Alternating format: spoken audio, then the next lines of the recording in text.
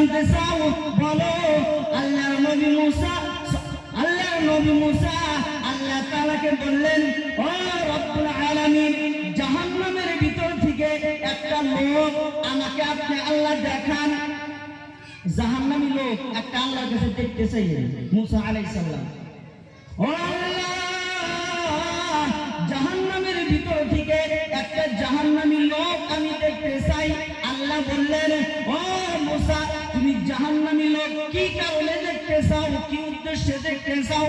আল্লাহর নবী মুসা বললেন, ও রব্বুল আলামিন, কোন কারণে জাহান্নামী হইলেন, কোন উদ্দেশ্য জাহান্নামী হইলেন, কি গুনাহ করার কারণে জাহান্নামী হইলেন, ওই মানুষের কাছে আমি শুনবো আর আমার উম্মতদেরকে বলে দিব, ও উম্মত, এই কাম করলে তোমরা জাহান্নামী হওয়া, জাহান্নামী কাজ করতে যাবে না। আল্লাহ তাআলা বললেন, পৃথিবীর জমিনে যত লোক আছে আমি সমস্ত মানুষের গুনাহ গোপন করে রেখেছি, আমি ওপেন করতে দেই নাই। রাইতের অন্ধকারে যদি কোনো মানুষ গুনাহ করে, রাইতের অন্ধকারে হাতের দ্বারায়, পায়ের দ্বারায়, চোখের দ্বারায়, জবানের দ্বারায় যদি কোনো মানুষের গুনাহ করে, আমি আল্লাহ, দয়ার আল্লাহ, ওই মানুষের গুনাহ আমি গোপন করে রেখেছি। ও মুসা, তুমি এই কথা, মানুষের গুনাহের কথা তুমি ওপেন করতে চাও না। আল্লাহর নবী মুসা বললেন, ও রব্বুল আলামিন, তাহলে তুমি শুধুমাত্র একটা জাহান্নামী লোককে দেখতে চাই, আমি কোনো কিছু বলবো না। আল্লাহ তাআলা ওনার শর্ত মেনে নিলেন, ওনার শর্ত মাইনা নিল।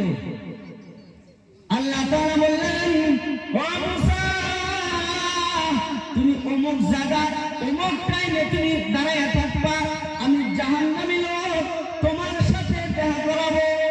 আল্লাহর নবী মুসা যখন ওই জায়গায় দাঁড়ায় আসলেন, ওই জাহান্নাম থেকে একটা লোক আল্লাহর নবী মুসা তার কাছে যখন চলে আসলেন, আসার সাথে সাথে ওই আল্লাহর নবী মুসা ওই জাহান্নামী লোককে দেখে দেখে মনে মনে ঘৃণা করলেন যে এই মানুষটা জাহান্নামী, এই মানুষটা যদি আমার সাথে কথা বলে, এই মানুষটা যদি আমার সাথে আসে, আমার হুবহু চোখের সামনে যদি আসে, আমাকে উনার আযাবকে কি জানি আমাকে গ্রাস করে নিতে পারে।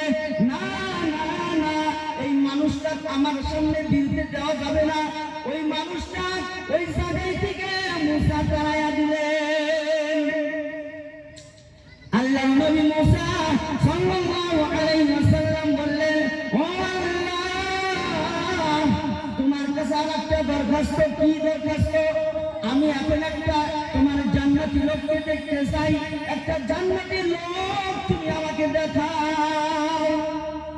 আল্লাহ তাআলা বললেন, ও মুসা, তুমি যে জায়গায় দাঁড়ায় আছিলাম ওই জায়গায় দাঁড়া থাকবা, তোমাকে জান্নাতি লোক দেখাবো। যখন তার পরের দিন জান্নাতি লোকটা আল্লাহর নবী মুসা আলাইহিস সালামের সম্মুখে হাজির হয়ে গেল, মুসা আলাইহিস সালামের সামনে হাজির হয়ে গেল। মুসা আলাইহিস সালাম আশ্চর্যিত হয়ে গেল, আমি এটা কি দেখলাম?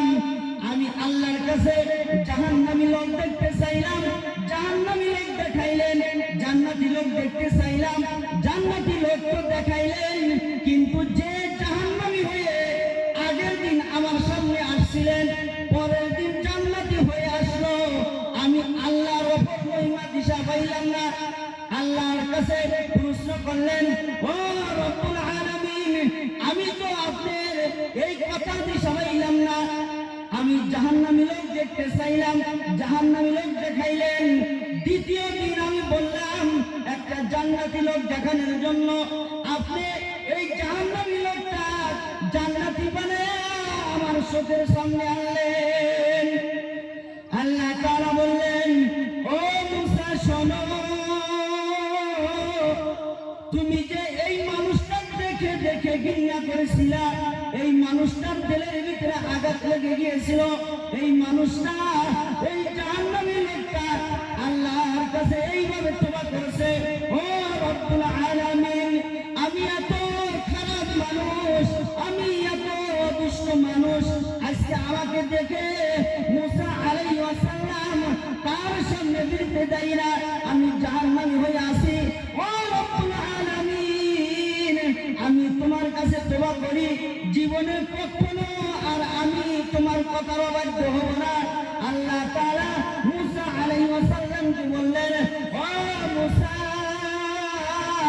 আমি উনি তওবা করার আগে আমি উনাকে মাফ করে জান্নাত দিয়ে দিয়েছি। বলেন সুবহানাল্লাহ। আমার কথা হলো যে স্টেজে যারা বসে আছেন